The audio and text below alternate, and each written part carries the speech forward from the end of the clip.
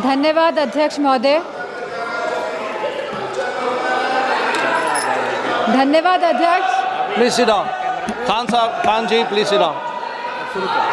धन्यवाद अध्यक्ष महोदय। लोकतंत्र के महत्वपूर्ण विषय पर बोलने का जो आपने समय दिया, जहां हम आज चुनाव सुधारों पर चर्चा कर रहे हैं। इनको बोलने दो, प्लीज लिसन टू हर। चुनाव आयोग एक संवैधानिक ढांचा है जिसे निष्पक्ष तरीके से काम करना चाहिए, लेकिन हाल में देखने को मिला है कि ये चुनाव आयोग पूरी तरह सरकार के इशारे में काम कर रहा है, या यूँ कहें कि पूरी तरह समर्पित होकर सरकार के लिए काम कर रहा है। हमने उत्तर प्रदेश के उपचुनावों में देखा है कि किस तरह वोटों की धांधली हुई, कि किस तरह बीजेपी ने मनमानी करी और लगातार चुनाव आयोग को शिकायत करने के बावजूद भी चुनाव आयोग ने कोई भी एक्शन नहीं लिया। और इसी के साथ यह भी देखने को मिला कि पुलिस खुद सादे कपड़े पहनकर वोट डालती नजर आई बूथ के अंदर, लेकिन चुनाव आयोग ने कोई भी अधिकारियों के खिलाफ कार्रवाई नहीं करी। सीसी फुटेज की जब मांग करी गई चुनाव आयोग से, तो चुनाव आयोग ने सीसी फुटेज तो नहीं दिए। इसी के साथ एक ऐसा कानून लेके आई है जहां पे कहा गया है कि 45 दिन के अंदर सीसी फुटेज हटा दिए जाएंगे। चुनाव आयोग पूरी तरह से पूर्ण तरीके से पक्षपाती स्वरूप में नजर आ रहा है, और यह हम इसलिए भी कहना चाहेंगे कि चुनाव आयोग का जो ये स्वरूप बदला है वह इसीलिए बदला है जब से चीफ जस्टिस ऑफ इंडिया को हटाकर यूनियन मिनिस्टर को अपॉइंटमेंट ऑफ इलेक्शन कमीशन में लगाया गया है।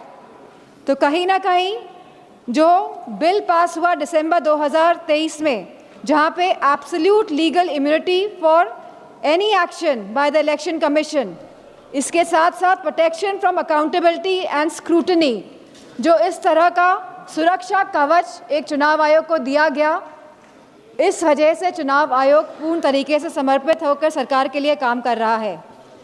जो एसआईआर की जो प्रक्रिया है, स्पेशल इंटेंसिव रिवीजन, यह रिवीजन के नाम पर नागरिकता कानून लागू किया जा रहा है। रिवीजन के नाम पर अध्यक्ष जी, चुनाव आयोग द्वारा प्रशासनिक निष्पक्षता के नाम पर किया जा रहा यह कार्य हमारी नागरिकता, लोकतंत्र और संवैधानिक नैतिकता की बुनियाद पर सीधा निशाना है।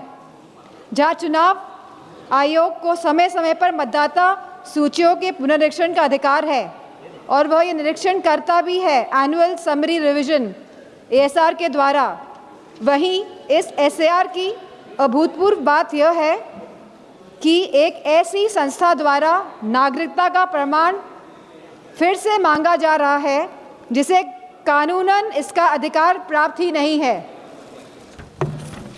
अब तक चुनाव आयोग एक ऐसी संस्था रहा है जिसका उद्देश्य हर मतदाता को शामिल करने का रहा है, लेकिन इस एसआईआर के माध्यम से मतदाता को शामिल करने का यह सिद्धांत उलटकर बाहर करने की दिशा में तब्दील होता जा रहा है। जहां बिहार में एसआईआर कराया गया और लगभग 80 लाख वोटर्स को डिलीट किया गया, और यह सूची आज भी उपलब्ध नहीं हो पा रही है कि 80 लाख वोटर्स आखिरकार कौन थे। वहीं एसआईआर के बाद भी अंतिम मतदाता सूची में लगभग 14 लाख से अधिक डुप्लीकेट वोटर्स पाए गए, और इसमें भी लगभग 3.5 मतदाताओं के दोनों वोटर आईडी कार्ड पर एक ही विवरण दर्ज कराया गया है। अब ये एसआईआर की प्रक्रिया उत्तर प्रदेश में भी चल रही है, जहां बीएलओ को कोई भी प्रशिक्षण नहीं दिया गया है, जहां लगभग 10 से ज़्यादा बीएलओ ने काम के बोझ की वजह से आत्महत्या करी है, और वेस्ट बंगाल में भी लगभग 20 बीएलओ ने आत्महत्या करी है।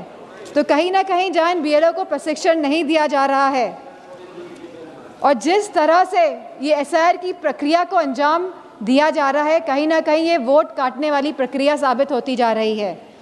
तो हमारी मांग है कि जिस तरह सत्ता पक्ष के लोग कहते हैं कि हम बिहार का चुनाव जीते, तो अगर आप वाकई में चुनाव लड़ रहे हैं और जीत रहे हैं, तो हमारी ये मांग है कि आप सीजीआई को वापस अपॉइंटमेंट कमेटी में इंडक्ट करें। और जो आपने सुरक्षा कवच इलेक्शन कमीशन को दिया हुआ है, आप इस सुरक्षा कवच को भी हटाएं। और इसी के साथ समाजवादी पार्टी की यह मांग है कि बैलेट पेपर के माध्यम से ही चुनाव इस देश में कराया जाए।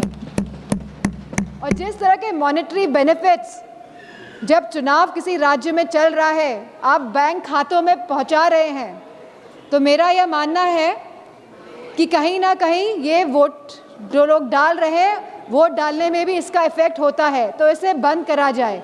इन्हीं शब्दों के साथ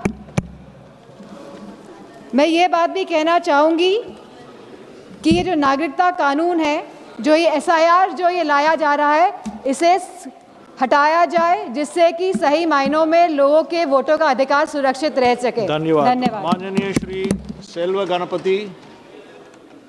For more of such videos, do like, share and subscribe to ET Now Swadesh.